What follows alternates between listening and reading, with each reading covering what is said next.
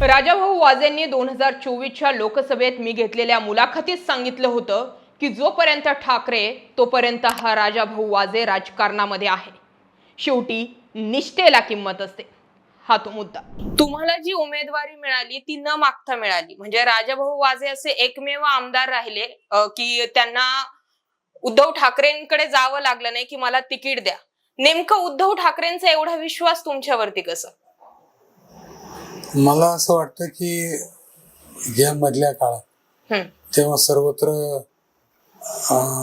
पक्षांतर किंवा वेगवेगळे आमिष दाखवून लोक बाजूला गेले. त्यावेळी मी ठामपणे शिवसेनेत राहिलो. मला वाटतं त्याच्यामुळे मला त्यांनी दिलं असेल. पण जे फुटले त्यांना 50 खोके वगैरे भेटले, तुम्हाला पोहोचले असते ना, तुम्ही का नाही फुटले? आता निष्ठेला काहीतरी किंमत आहे, मला काहीतरी किंमत आहे असं मला वाटतं. मी नाही गेलो, माझी भावना नव्हती. कारण मी जेव्हा 14 साली मला आदरणीय उद्धवजींनी बोलवलं होतं आणि मला त्यांनी तिकीट दिलं, बी फॉर्म दिला विधानसभेच्या निवडणुकीचा, तेव्हा फॉर्म देताना ते मला सहज म्हटले की तुम्ही किती दिवस शिवसेनेत राहाल. तेव्हा मी त्यांना सांगितलं होतं की जोपर्यंत तुम्ही आहे तोपर्यंत मी आहे. आणि म्हणून मला वाटतं की तो शब्द खरा करून दाखवायची जबाबदारी माझी होती. मी ती करून दाखवली. एकनिष्ठतेला आजही किंमत आहे आणि असे शिवसैनिक आजही उद्धव ठाकरे गटामध्ये आहे हे ऐकूनही विशेष वाटलं. आता महाराष्ट्राचं राजकारण सध्या गद्दारी आणि खोक्यांनी बरबटलंय. उद्धव ठाकरेंच्या नावावर निवडून आलेले त्यांचे 6 खासदार सध्या खोक्यांच्या आणि चौकशींच्या ओझ्याखाली दबलेत. परंतु सिन्नरच्या मातीतल्या एका स्वाभिमानी सुपुत्रानं पैशांचा आणि गद्दारीचा हा डोंगर लाथाडलाय अशा चर्चा. नाशिकचे खासदार राजाभाऊ प्रकाश वाजे यांचं नाव सध्या महाराष्ट्रात एका रात्रीत आदराच्या सर्वोच्च शिखरावर पोहोचलंय. ज्यावेळी ठाकरेंनी 6 खासदार अंधारात लपून छपून चार्टर विमानानं दिल्लीत जमत होते, त्यावेळी राजाभाऊ वाजे मात्र सामान्य माणसासारखे राजधानी एक्सप्रेसनं दिल्लीला गेले आणि थेट संजय राऊतांच्या पत्रकार परिषदेत बसून त्यांनी निष्ठा काय असते हे संपूर्ण देशाला दाखवून दिलं. पत्रकार परिषदेत त्यांच्या डोळ्यात तरळणारे अश्रू त्यांच्या निष्ठेची पावती म्हणून समोर येत होते. या माणसाला नसेल का हो पैशांची हव? यांना आपल्या मतदारसंघात विकास करायचा नसेल का? काय म्हणून हे ठाकरेंशी एकनिष्ठ राहिले असावेत असा प्रश्न साहजिकच पडला. राजाभाऊ वाजे हे कुठलेही उपटसूम किंवा नौखे राजकारणी नाहीयेत. त्यांच्या कुटुंबाला नाशिक आणि सिन्नरच्या समाजकारणाचा आणि राजकारणाचा तब्बल 3 पिढ्यांचा सुवर्ण इतिहास आहे.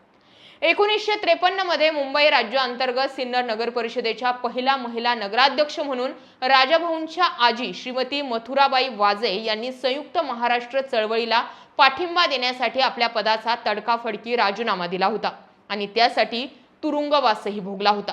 राजाभाऊंचे आजोबा शंकरराव बाळाजी वाजे हे 1965 ते 1967 या काळात सिन्नरचे आमदार होते. त्यावेळी राजकारणाच्या माध्यमातून समाजकारणाचा जो त्यांनी वारसा घडवला तो आजही राजाभाऊंच्या रूपानं दिसून येतो. त्यांचे वडील प्रकाश वाजे यांनीही 2009 मध्ये सिन्नरमधून विधानसभा निवडणूक लढवली होती. राजाभाऊ स्वतः शेती आणि व्यावसायिक पार्श्वभूमीतून आले आहेत. 2014 मध्ये ते पहिल्यांदा सिन्नर विधानसभा मतदारसंघातून शिवसेनेचे आमदार म्हणून निवडून आले होते.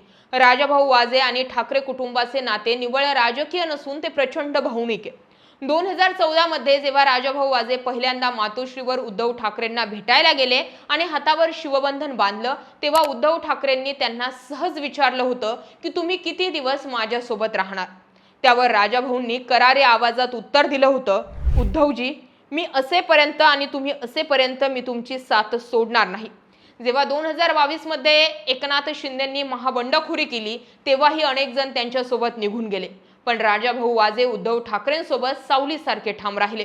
अगदी नुकत्याच झालेल्या लोकसभा निवडणुकीत सर्व यंत्रणा विरोधात असतानाही उद्धव ठाकरेंनी निष्ठावंत वागणुकीचे बक्षीस म्हणून राजाभाऊंना नाशिकमधून लोकसभेचं तिकीट दिलं आणि नाशिकच्या जनतेनं त्यांना मोठ्या मताधिक्यानं खासदारही बनवलं. उद्धव सेना फोडण्यासाठी सध्या पडद्यामागे जे ऑपरेशन टायगर चालवलंय त्यात राजाभाऊंना खरेदी करण्यासाठी सत्ताधाऱ्यांनी अतोनात प्रयत्न केले.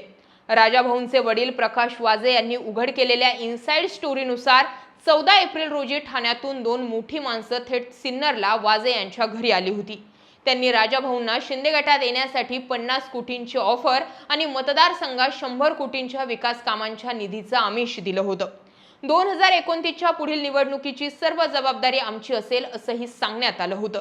पण प्रकाश वाजे आणि राजाभाऊंनी त्या मध्यस्थांना दारातच सुनावलं आणि आम्ही व्यावसायिक राजकारणी नाहीयेत, शिवसेनेनं आम्हाला आमदारकी खासदारकी दिली आहे, आम्ही उद्धव ठाकरेंसोबतच राहणार, आमच्या कुटुंबाची काळजी तुम्ही करू नका, अशा स्पष्ट शब्दात खडसावलं.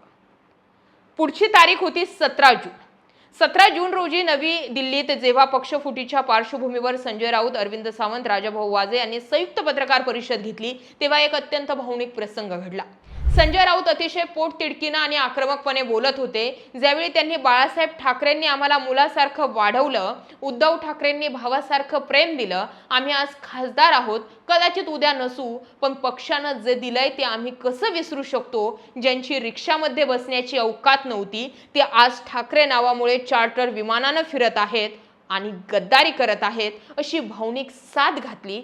त्यावेळी राऊतांचे हे बोलणं सुरू असतानाच बाजूला बसलेल्या राजाभाऊ वाजे यांच्या डोळ्यात घळाघळा अश्रू वाहू लागले. ते अश्रू एका सच्च्या शिवसैनिकांचे होते, बाळासाहेब ठाकरेंच्या काळातील शिवसैनिकांचे होते असं म्हणावं लागेल.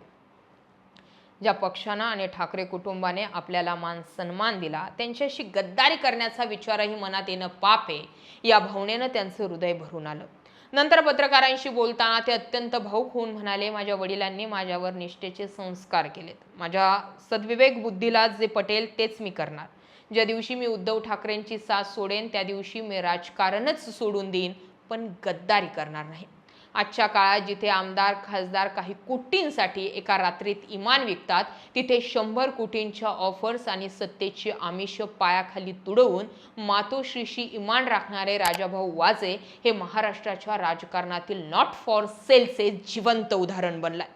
गद्दारांच्या गर्दीत राजाभाऊंचे हे अश्रू लाचारीचे नव्हते, तर ते त्यांच्या रक्तात असलेल्या संयुक्त महाराष्ट्राच्या लढ्यातील स्वाभिमानाचे आणि निष्ठेचे पवित्र थेंब होते असं बोलावं लागतंय. कालपासनं राजाभाऊ वाजे ट्रेंडिंगला आहे, पण मी लोकसभेचं जसं उदाहरण सांगितलं त्या मुलाखती दरम्यानही त्यांना विचारलं, अनेकांना कोटी भेटले होते, तुम्हालाही भेटले असते, का गेले नाही? ते म्हटले होते, शेवटी निष्ठेची ही एक किंमत असते. राजाभाऊ वाजेंबाबत तुमचं काय मत आहे? कमेंट करा. जय महाराष्ट्र.